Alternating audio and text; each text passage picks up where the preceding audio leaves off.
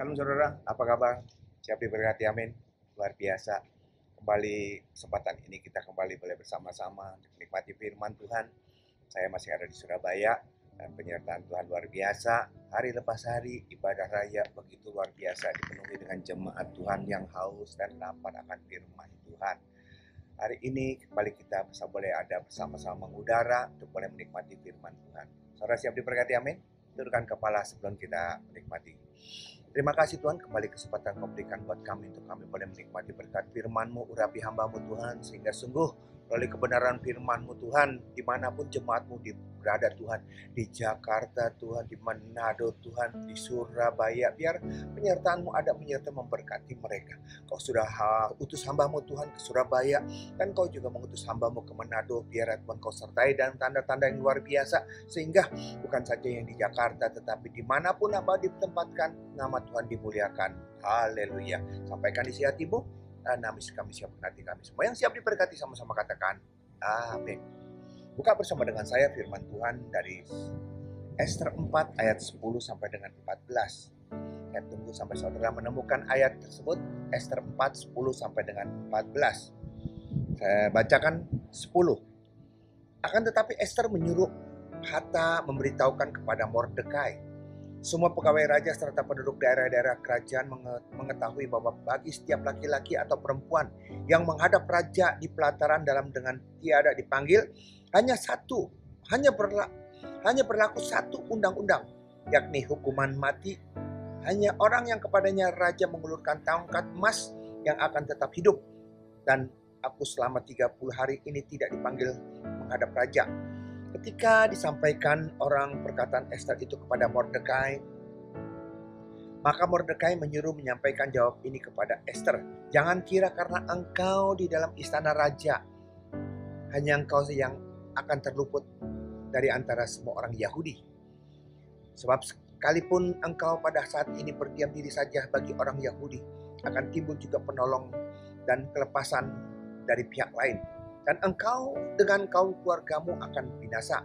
Siapa tahu mungkin justru untuk saat yang seperti ini engkau beroleh kedudukan sebagai ratu. Saya tertarik dengan ayat 14b. Okay? Siapa tahu mungkin justru untuk saat yang seperti ini engkau beroleh kedudukan sebagai ratu. Saudara, tidak ada peristiwa yang kebetulan di dalam Tuhan. Amin. Tidak ada peristiwa yang kebetulan di dalam Tuhan. Tetapi satu hal yang harus kita tahu di dalam pengiringan kita di dalam Yesus. Saudara, kita bayangkan sebagai seorang Ester. Oke, pernah saudara berpikir dalam keadaan seperti Ester itu dia bisa menjadi berkat yang luar biasa. Contohnya begini, jadi masalahnya begini. Ester kehilangan orang tua, kehilangan bapaknya, kehilangan ibunya. Dia yatim piatu. Kalau dalam keadaan seperti ini yatim piatu, bisakah kita berpikir dalam keadaan yatim piatu ini Tuhan bisa mengubahkan menjadi berkat yang luar biasa. Dari nasibnya yang dia berkata, kenapa sial sekali, kenapa apes sekali, kenapa saya kok ditinggalkan oleh orang tua. Papa meninggal, mama meninggal, dan dia hidup sebatang kara. Bisakah kita dalam keadaan seperti itu kita bisa berpikir bahwa ini awal daripada berkat. Tidak pernah akan terpikirkan dalam pikiran kita. Dan berpikir pun kita seringkali tidak berani. Tapi seringkali saudara tanpa kita sadari, Tuhan bisa memakai keadaan kita seperti itu menjadi awal daripada satu masa depan yang luar biasa. Apa saudara? Tuhan memakai masalah kita, Tuhan memakai keterpurukan kita, Tuhan memakai problem masalah yang begitu luar biasa. Tuhan bisa memakai itu sebagai awal untuk membalikkan keadaan. Amin. Tuhan bisa memakai itu semua untuk membalikkan keadaan. Karena bagi Tuhan tidak ada yang mustahil. Dan di dalam Tuhan tidak ada yang kebetulan. Amin. Ya. Karena Ester orang tuanya meninggal, dia dipelihara oleh saudara bapaknya, dia dipungut oleh saudara bapaknya. Ini yang terjadi, siapa yang menyangka karena dia dipungut dan dia dipelihara oleh saudara bapaknya. Akhir-akhir daripada itu semua kita tahu dia jadi ratu. Wow, luar biasa. Ini yang luar biasa. Jadi dengan kata lain saya mau berkata kepada saudara, masalah selama kita hidup di dalam dunia ini, selama itu persoalan, selama itu masalah akan ada menyertai setiap kita. Tapi ingat satu hal, masalah bukan segala-galanya. Apa saudara? Masalah bukan segala-galanya. Masalah bukan akhir daripada kehidupan. Masalah boleh ada menyertai kita seburuk apapun itu, tapi kehidupan kita harus tetap jalan. Ada amin. Ya, karena apa? Karena kita punya Tuhan yang luar biasa, yang bisa membalikan keadaan yang menurut orang dunia tidak mungkin. Tapi bagi Tuhan tidak ada yang mustahil. Dia bisa memakai itu menjadi alat untuk membuat kita diberkati luar biasa. Esther, itu yang terjadi. Dan itulah saudara, ingat satu hal, tidak ada yang kebetulan. Ada amin. Ya, judul khotbah saya kesempatan inilah tidak ada yang kebetulan. Semuanya Tuhan pegang peranan dan Tuhan bisa mengatur segala sesuatu. Jadi tidak ada yang kebetulan. Apapun masalahmu, apapun problemmu, kalau hari-hari ini Tuhan mengizinkan kita ada dalam keterpurukan. Kalau Tuhan hari-hari ini Tuhan mengizinkan kita dalam keadaan sukses dan berhasil. Ingat, tidak ada yang kebetulan. Tuhan mau memakai keadaan kita itu sebagai titik tolak untuk kita kembali diberkati luar biasa. Kalau kita sudah sukses, Tuhan mau memakai kesuksesan kita untuk menjangkau banyak jiwa. Ada amin? Luar biasa. Saudara, kita lihat firman Tuhan. Firman-Nya saudara dalam ayat 14 tadi. Ayat 14 tadi. Kita lihat ayat 14 tadi. Mungkin 14b. Luar biasa. Saudara, di Surabaya setiap sore hujan terus, hujan. Luar biasa. Dan kita percaya sekalipun hujan, jemaat Tuhan tetap antusias untuk datang bergereja. Karena dia tahu di sanalah Tuhan berfirman, di sanalah Tuhan memberkati. Amin. 14b. Firman berkata, mungkin justru untuk saat seperti ini engkau beroleh kedudukan sebagai ratu. Jadi tidak dia bisa menjadi ratu.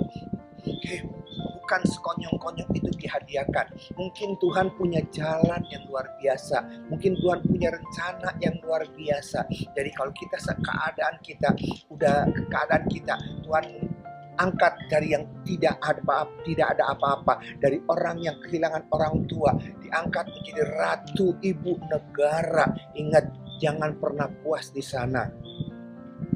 Mungkin Tuhan punya rencana itu, kata si Mordekai. Mungkin Tuhan punya rencana untuk itulah engkau menjadi penyelamat umat orang-orang Yahudi yang mau dibinasakan.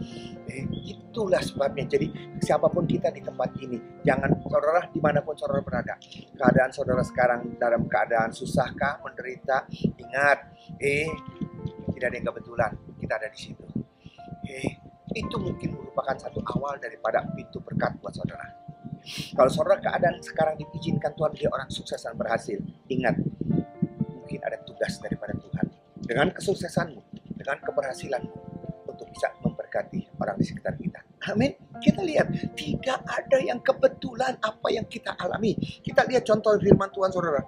Firman-Nya terambil dari Kejadian 37. Kejadian 37 ayat 7 dan 9. Kejadian 37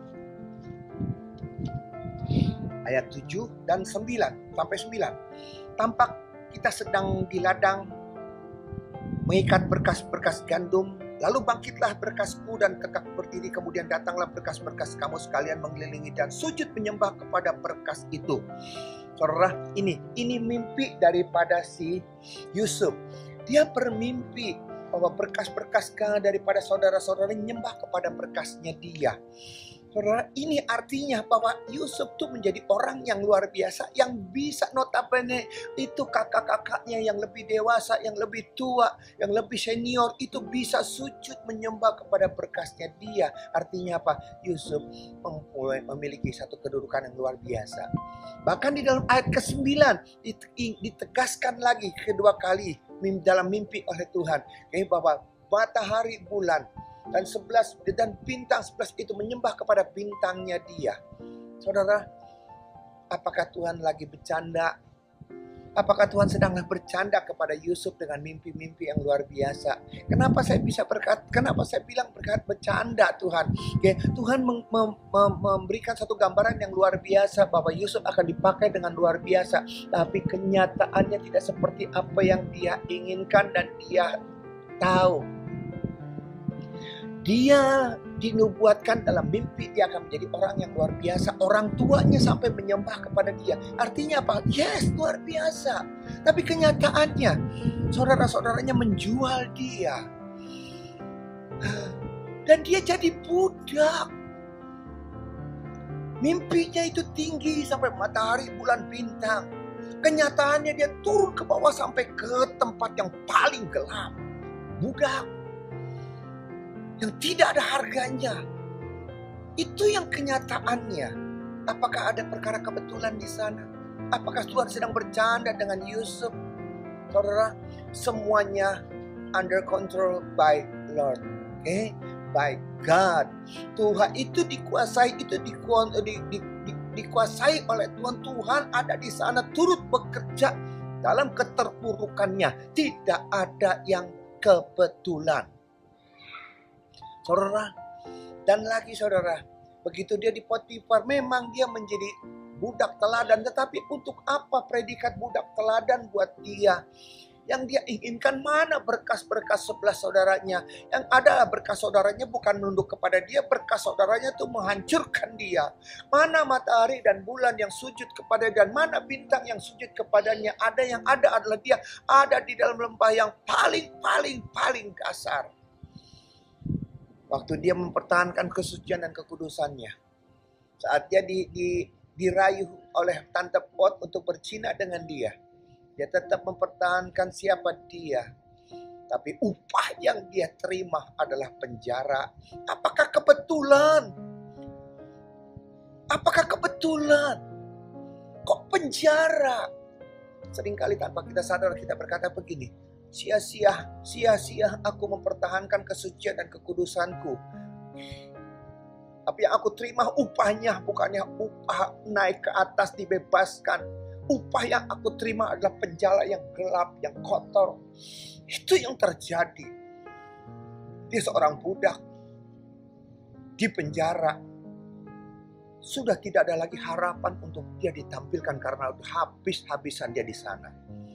Boro-boro 11 berkas yang menyembah kepada berkas dia. Boro-boro matahari dan bulan dan bintang menyembah kepada dia.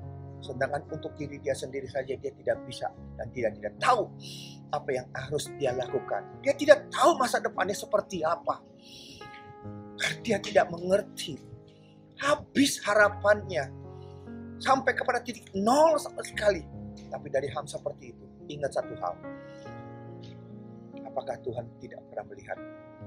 Apakah kebetulan seperti itu? Tidak kebetulan, semuanya diatur rencana dengan sangat baik oleh Tuhan. Tidak ada rencana dia yang gagal. Dan rencana Tuhan tidak pernah akan bisa kita prediksi seperti apa. Kalau sampai kita bisa memprediksi dan kita bisa mengerti jalan daripada Tuhan, kau sudah jadi Tuhan. Dan yang luar biasa, di penjara, dia ketemu dengan juru minum daripada raja. Dia ketemu dengan juru roti daripada raja. Anehnya, juru minum dan juru roti itu pun mimpi.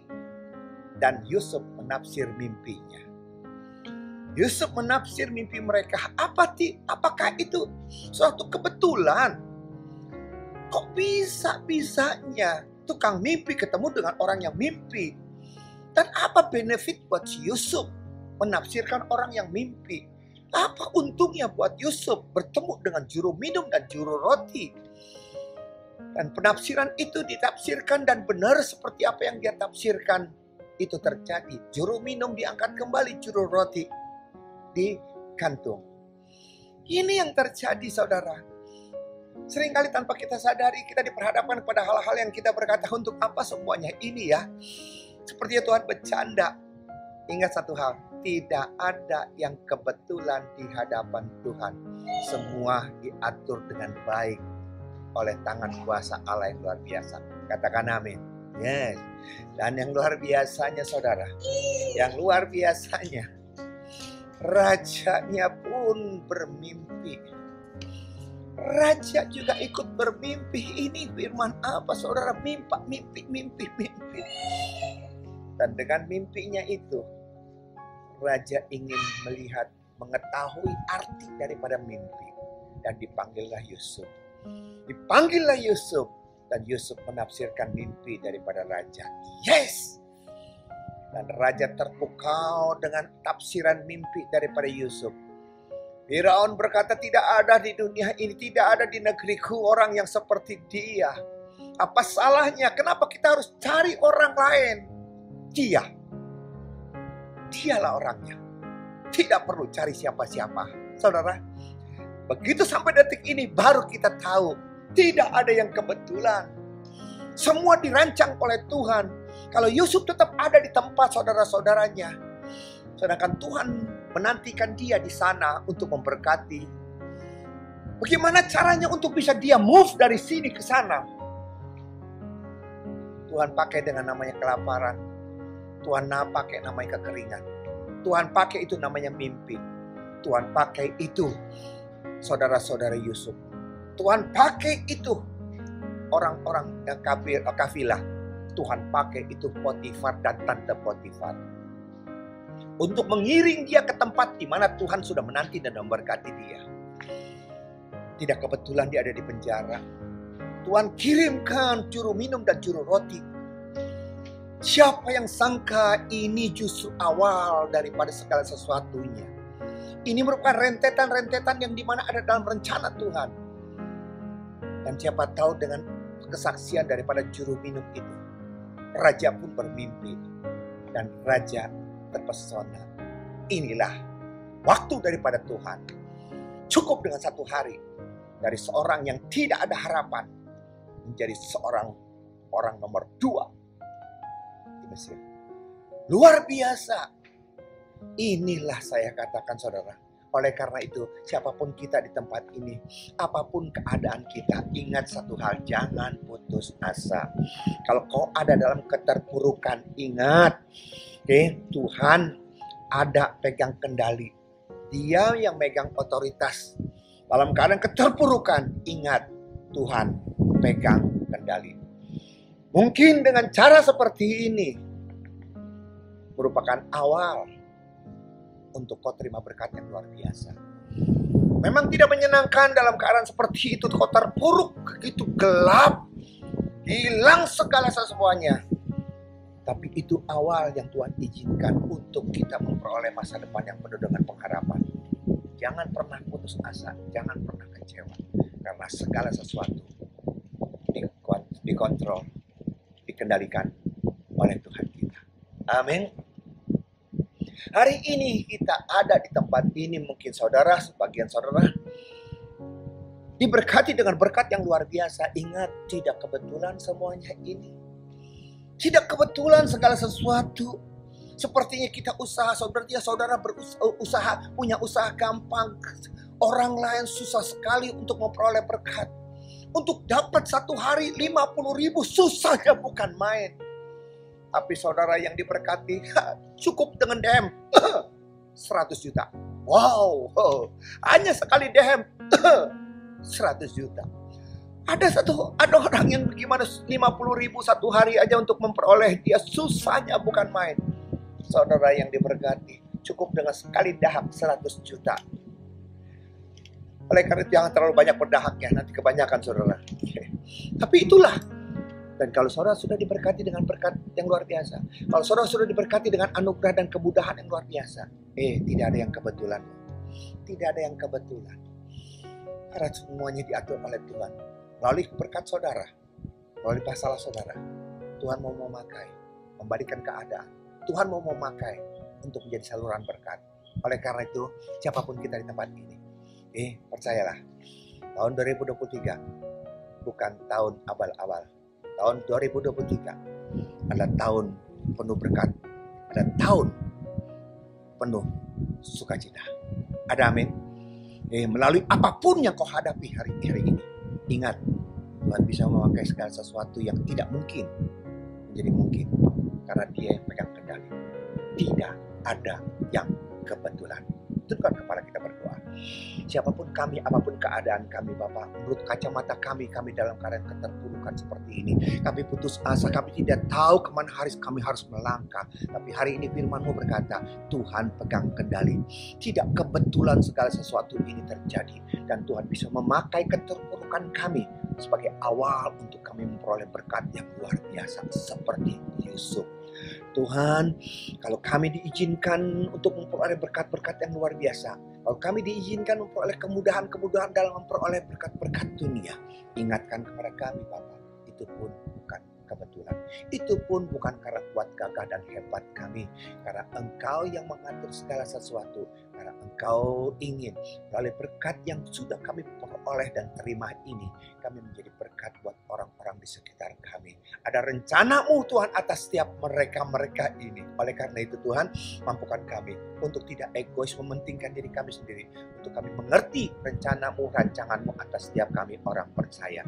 Hamba-Mu sudah selesai berbicara, berkat-Mu melimpah atas penyerta yang berkati, kuatkan mereka, tutup fokus mereka dimanapun mereka berada, dan kami percaya firman Tuhan menjamah memberkati setiap kami orang percaya. Dalam nama Yesus, berkati negara kami, presiden, wakil presiden, gubernur, dokter, suster, dan semua jajaran sampai yang terendah. Tutup fokus negara kami dengan kuasa darah-Mu, pulihkan ekonomi negara kami, karena kami percaya COVID-19 sudah dapat ditanggulangi, karena ada orang benar yang selalu berdoa untuk itu semua.